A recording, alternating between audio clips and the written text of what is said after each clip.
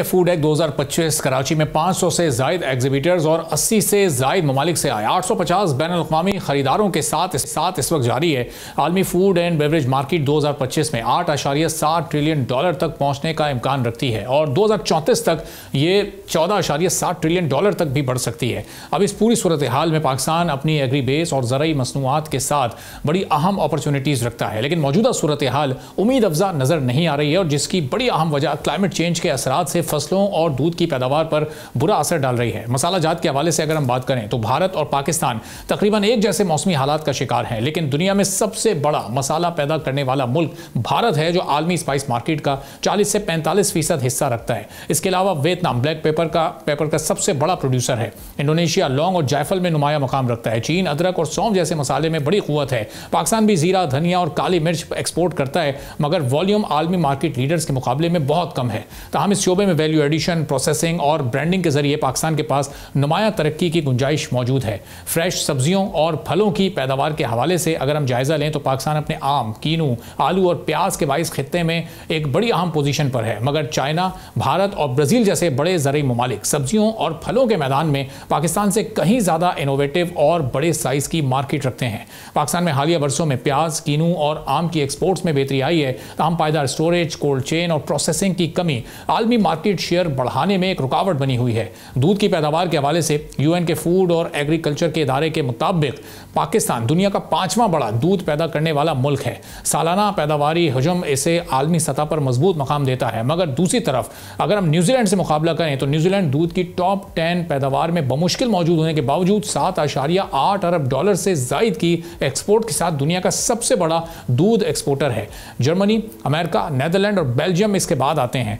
इसके मुकाबले में पाकिस्तान का दूध एक्सपोर्ट का निज़ाम आलमी मार्केट के लिहाज से ना होने के बराबर है, जिसकी बुनियादी वजह फिर वही प्रोसेसिंग, स्टैंडर्डाइजेशन और वेट वैल्यू चेन की कमी है। ये शोबा पाकिस्तान में मुस्तकबिल में पाकिस्तान के लिए एक बड़ा एक्सपोर्ट वेंचर बन सकता है। इस साल 300 एग्रीकल्चर ग्रेजुएट्स को चाइना के मुख्तलिफ एग्रीकल्चर यूनिवर्सिटीज़ में एडवांस ट्रेनिंग के लिए हुकूमत की तरफ से भेजा गया। अब इसी तरह से प्रोग्राम के तहत 1000 ग्रेजुएट्स चाइना में एडवांस एग्रीकल्चर ट्रेनिंग हासिल करेंगे, लेकिन इस दौरान पाकिस्तान की साल 2024-25 के माली जो साल गुजरा है इसके आदाद शुमार के मुताबिक एग्री सेक्टर में 0.6% की ग्रोथ हुई है, जो 2% के टारगेट से बहुत दूर है।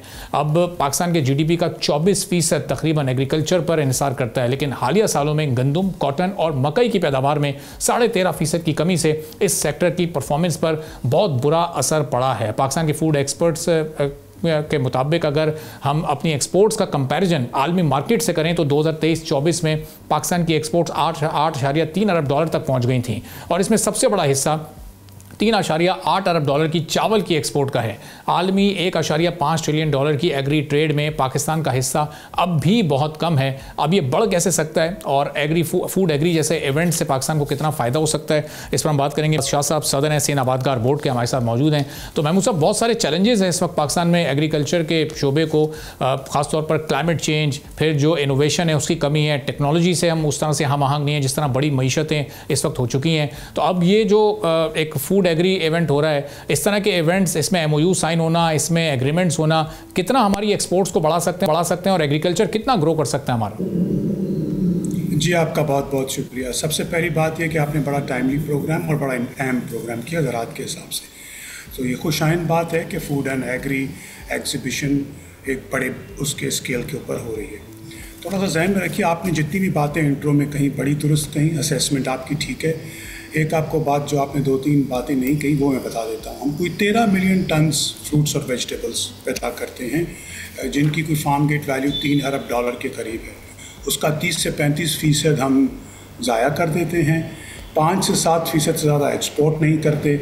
जहाँ एक्सपोर्ट करते हैं वह तो UAE है और we fetch one of the lowest prices in the world. अब गुजारिश ये है कि जब तक, एक तो आपने बात की, एक तो प्रोडक्शन के चैलेंजेस है ना, देखिए प्रोडक्शन के क्लाइमेट चेंज और वो चैलेंजेस हैं, लेकिन जितनी हमारे पास प्रोडक्शन है भी तो क्या हम उसको दुरुस्त अंदाज में एक्सपोर्ट कर पा रहे हैं? तो उसका जवाब है नहीं। हम ये कहते हैं कि हम खजूर भी छठे नंबर पे करते हैं, फ्रूट्स एंड वेजिटेबल में भी हम बड़े प्रोडक्शन में आगे हैं, टोटल प्रोडक्शन यील्ड हमारी कम है और हमारे पास इतना फ्रूट ज़ाया भी होता है, हम प्रोसेस भी प्रॉपर्ली नहीं करते। तो उन चीज़ों की जो रीज़न्स हैं उनको जब तक हम दूर नहीं करेंगे तब तक हम अपने एक्सपोर्ट और जो एक्सपोर्ट के लिए ज़रूरियात है वो पूरी नहीं कर सकेंगे। मैं आपको एक रीसेंट मिसाल बता देता हूँ। पाकिस्तान ने 2 साल पहले $300 मिलियन का तिल यानी सेसेमी एक्सपोर्ट किया सिर्फ चाइना में ही।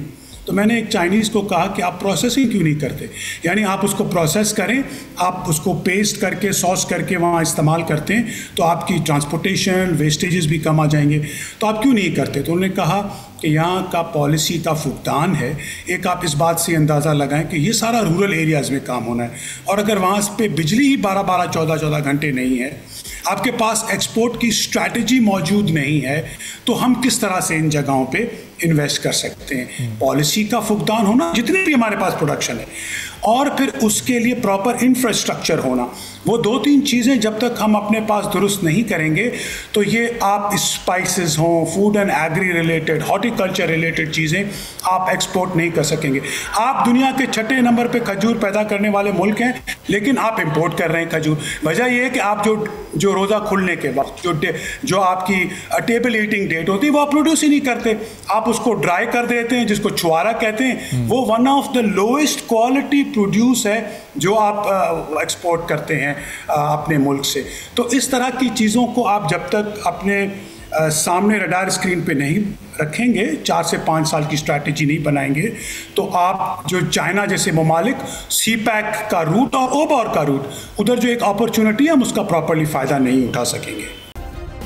सब्सक्राइब करें और बेल दबाएं ताकि कोई खबर रह न जाए।